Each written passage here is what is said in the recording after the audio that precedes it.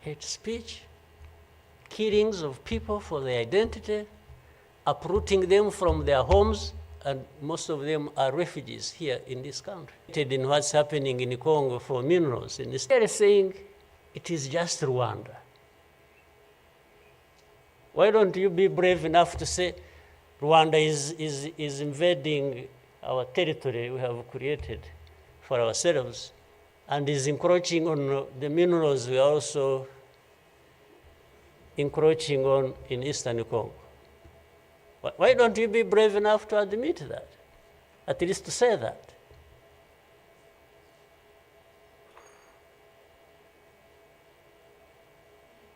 Minerals?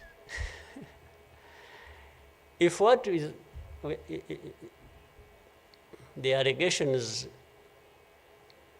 if these allegations were true, you know what? Rwanda would be as rich as you are, those who make the accusations. We would not be needing your money at all. Which you give us nothing, and you come and beat us up for for everything.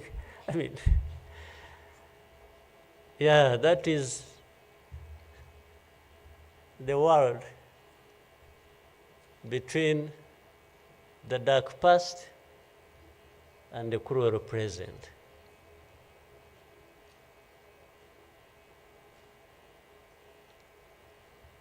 But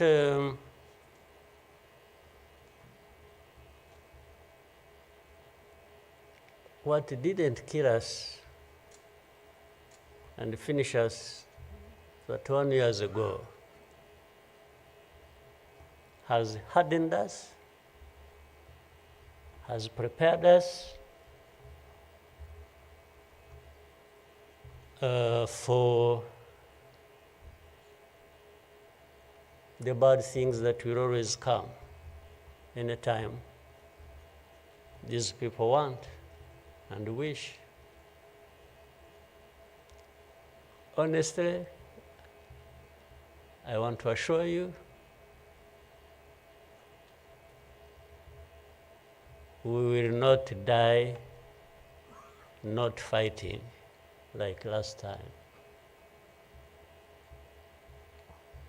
And fighting does not involve invading anybody's territory, does not involve going after something that is not ours.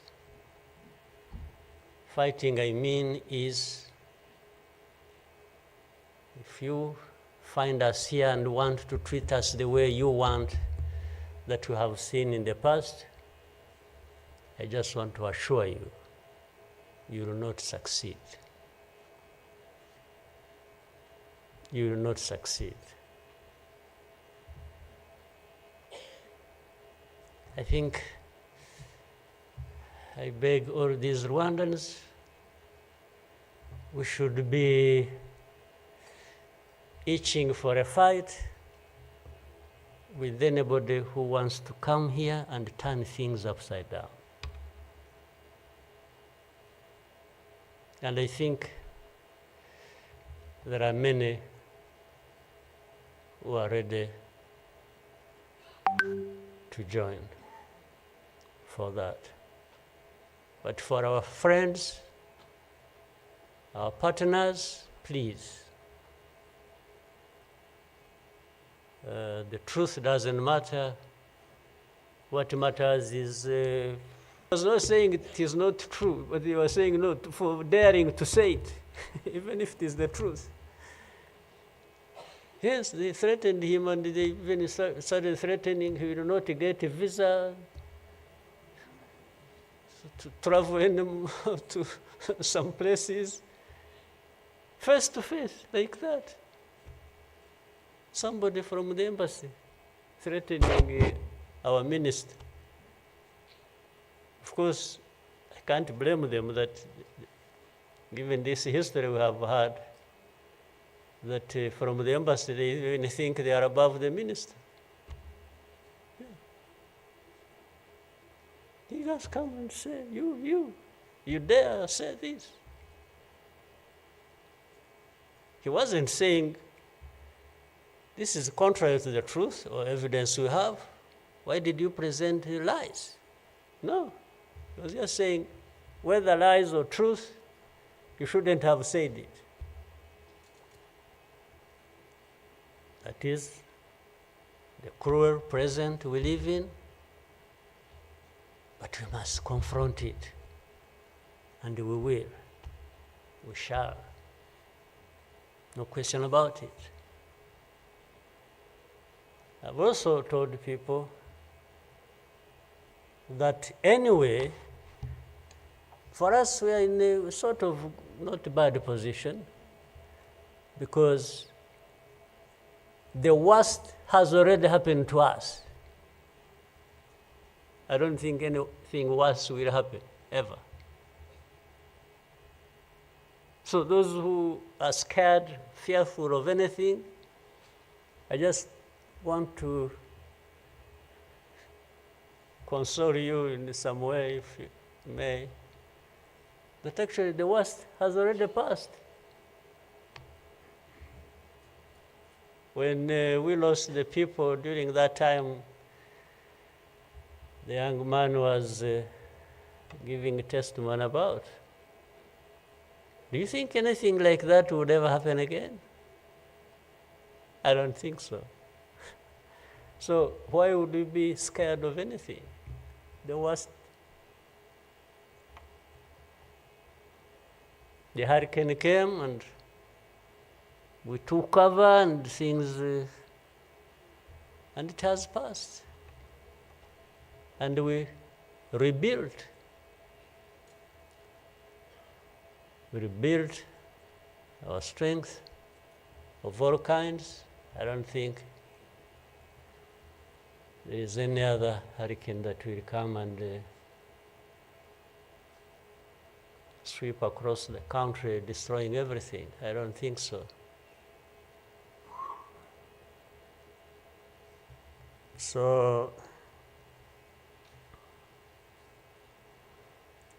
and this day always reminds us of some of the things that I ignored and the facts that remember the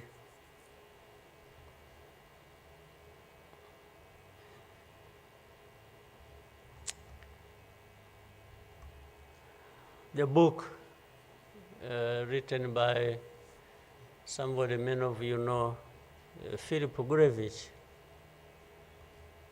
with a very long title. When he and this is a man who, well, at least I would have wished if they could think of such a man and put him in the group of experts, maybe they would benefit from. But you bring somebody just because she comes from a country that colonized Rwanda and that becomes the expert. I think that's not serious.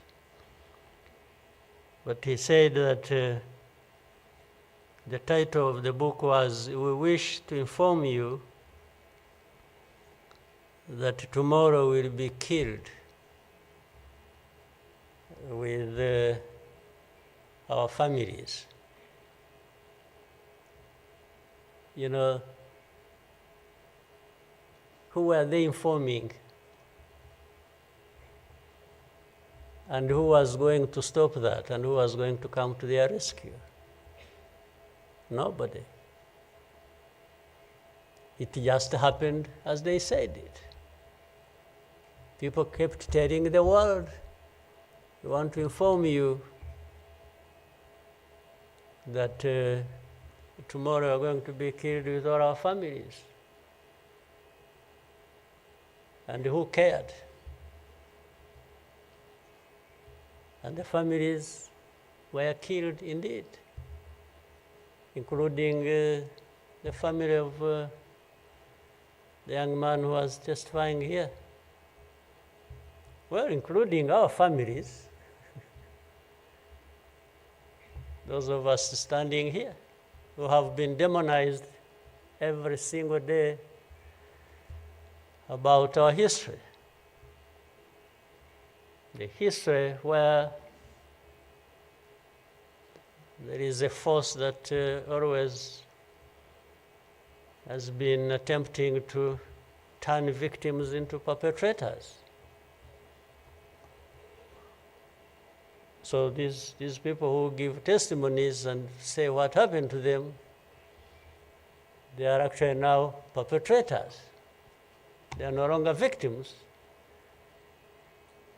So the cynicism I was talking about of what happens in this world is that these very people who barely survived and who lost everything else and their families are now the victims, the perpetrators, no longer victims.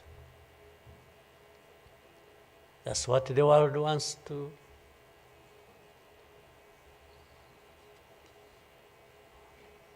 create about us. I think I should, even for, again, the sake of our sanity, to be providing, to be impaired in any way by the anger, by what you saw. So that's why I wanted to keep my own balance